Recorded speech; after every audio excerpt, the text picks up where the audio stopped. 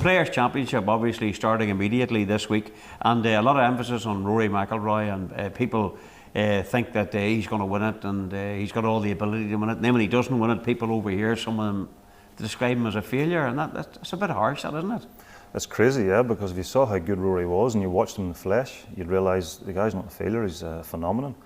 And I think Harrington made a great comment last year. He talked about how if you want consistency in any sport in golf, we know that as golfers and as coaches, you can't play at the very top level all the time. It's not possible to play your very best all the time. So if you want consistency, you have to settle for mediocrity.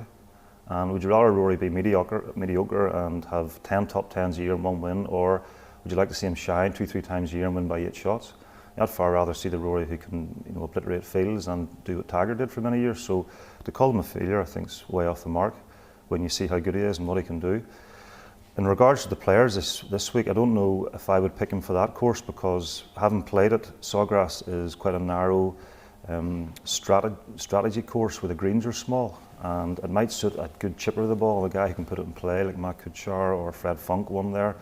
If you go down through the years, you get guys who can tend to place their golf ball and putt the Bermuda greens and chip the grass around the greens as good as anybody who can hit it through the air and can dominate a softer golf courses like Rory.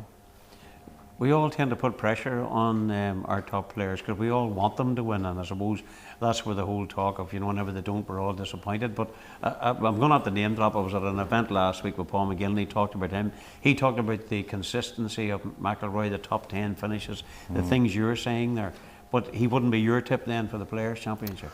I mean, if you told me Rory on Sunday evening had played really well at Sawgrass, I'd say, well, he's a good enough player to have won, same as Tiger did. I think they did a stat in Tiger at his peak that he was the only player who could play his B game and win. Even Mickelson and Scott and Vijay had to play their A game, meaning he had to be on that week. But Rory's one of those players. I think he's a marquee player. He can not play on 4 cylinders, but he can play a little bit less than his best and still come through. Sometimes, however, the Sawgrass is one of the best fields in golf. It's known traditionally as a 5th major, so it's going to be hard if he doesn't play his best to win there.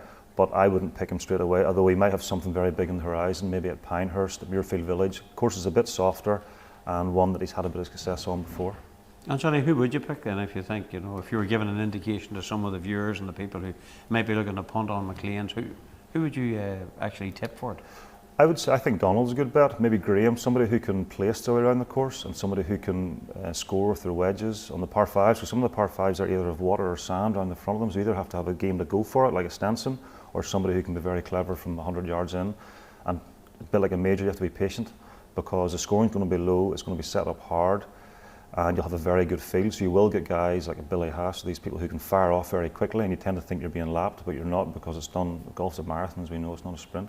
So somebody who can has patience, somebody who can strategize, and somebody who can score well from around the greens. So if you had a bad tenner, who would you put it on?